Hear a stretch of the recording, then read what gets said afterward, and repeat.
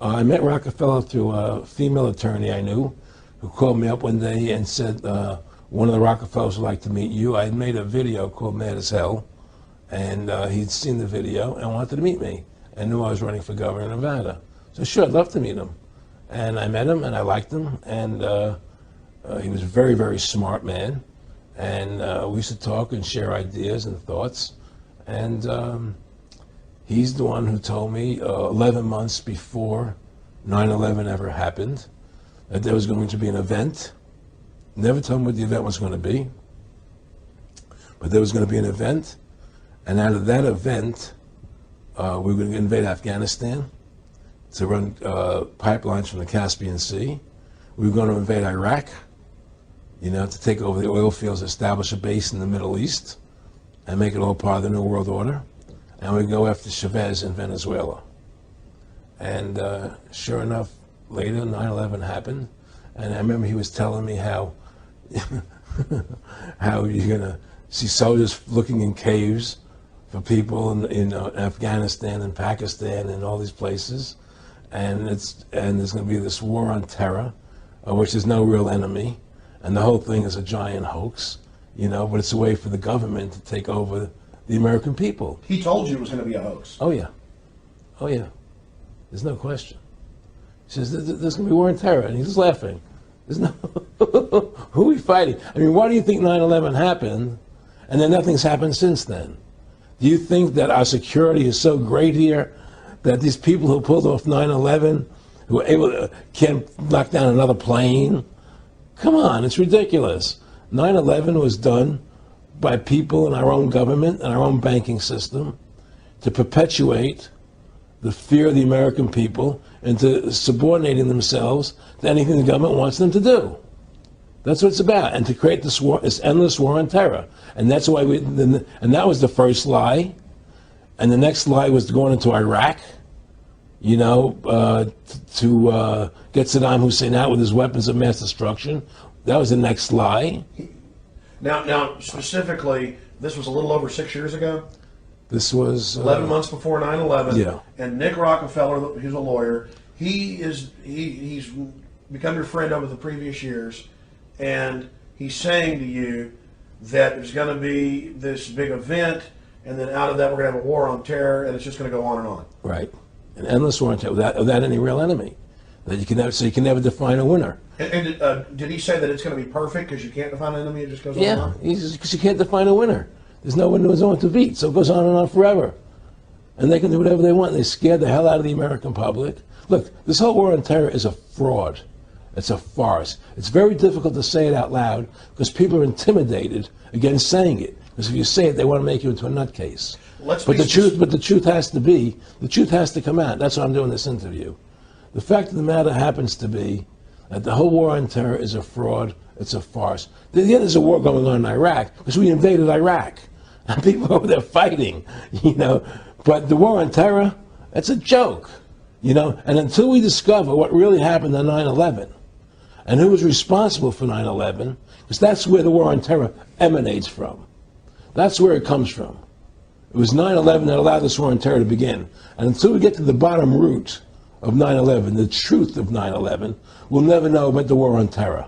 Aron, you said that he was, and I think it's important, and I know this about the Rockefellers from Dr. Dennis Cuddy and many others who literally, you'll be 20 years old in a lunch line at college, and there's David Rockefeller. And they're experts at recruiting and getting what they call players, and that clearly he was, I want to make it specific and just get you to reiterate what you said last night about you got 30% of the vote, you were having an effect, you made Mad as Hell, they knew that you'd started the Constitution Party, they knew that you were somebody who was taking action and getting things done, you'd already made some big films, had a lot of other successes, so they were trying to recruit you, and didn't it come down to the point of, hey, we are here to recruit you, and don't worry, your chip's going to say, don't mess with us, you know, this guy's don't touch. Yes, that did happen. I was definitely being recruited. But it's more subtle than that. Well, in your words, just go through the process and then what he said. Well, what it is remember we were friends, and we used to go to my house a lot. We'd have dinner, we'd talk, and he'd tell me about business investments that he'd get involved in, you know, or they would help me with this business investment or that business investment. And was I interested in joining the Council on Foreign Relations? You know, I would have to get a letter to join them, but was I interested in that? And, you know, just stuff, you know, leading you on. And I used to say to him that I never really did that because that wasn't where I was coming from. You know, as much as I like you, Nick, you know, your ways and my ways, we're on the opposite side of the fence. You know, I don't believe in enslaving people, you know, and he would come back with, "Oh, I do." Or, well, it would be more like, you know, it's better for them. Well, it's more like, you know, how do I put it? It was like, what do you care about them? What do you care about those people? What difference does it make to you? Take care of your own life. Do the best you can for you and your family.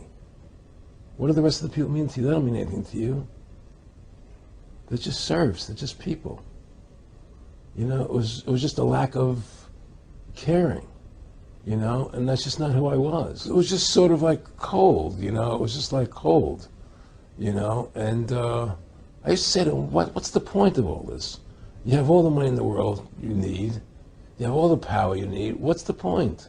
You know, what's the end goal? And he said the end goal is to get everybody chipped, to control the whole society, to have the bankers, the elite people, you know, the bankers and some governor controlling the world.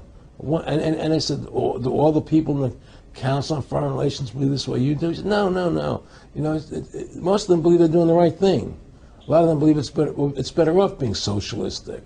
You know, we have to convince people that that socialism is really capitalism. Because America's becoming a socialist country. It's a communist country today. Well, one of the things they told me was that he was at the house one night, and we were talking, and he started laughing. He said, "Aaron, what do you think women's liberation was about?" And I said, I had pretty conventional thinking about it at that point. I said, I think it's about women having the right to work, getting equal pay with men, just like they won the right to vote, you know? And he started to laugh. He said, "You're an idiot." And I said, "Why am I an idiot?" He said, let me tell you what that was about. We, the Rockefellers, funded that. We funded women's lib, you know? And we're the ones who got all over the newspapers and television, the Rockefeller Foundation. He says, and you want to know why? He says, there were two primary reasons. And they were, one reason was we couldn't tax half the population before women's lib. And the second reason was, now we get the kids in school at an early age. We can indoctrinate the kids how to think. It breaks up their family. The kids start looking at the state as the family, as the school, as the officials, as their family, not as the parents teaching them.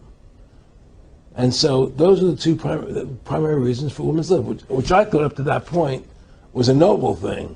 You know, when I saw their intentions behind it, where they were coming from when they created it, the thought of it, I saw the evil behind what I thought was a noble adventure. Mind is the goal to create a one world government run by the banking industry, run by the bankers, and they're doing it in sections. The European currency, the euro, and the European Constitution is one part of it. Now they're trying to do it in America with the North American Union, right? And they want to create a new currency called the Amero, right?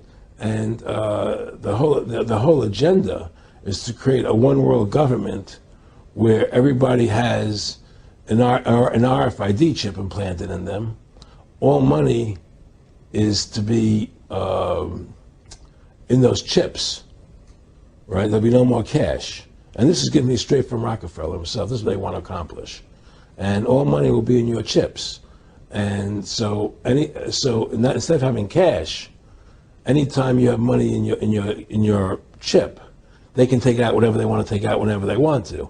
If they say you owe us this much money in taxes, they just deduct it out of your chip digitally. Total control. Total control. And if you're like me or you, and you're protesting what they're doing, they can just turn off your chip. And you have nothing. You can't buy food. You can't do anything. It's total control of the people. And that chip's connected to a database that has your purchasing records, what you do, what everything, you sell. Everything is in there, you know? And so they want a one world government controlled by them, everybody being chipped, all your money in those chips, and they control the chips, and they control people, and you become a slave. You become a serf to these people.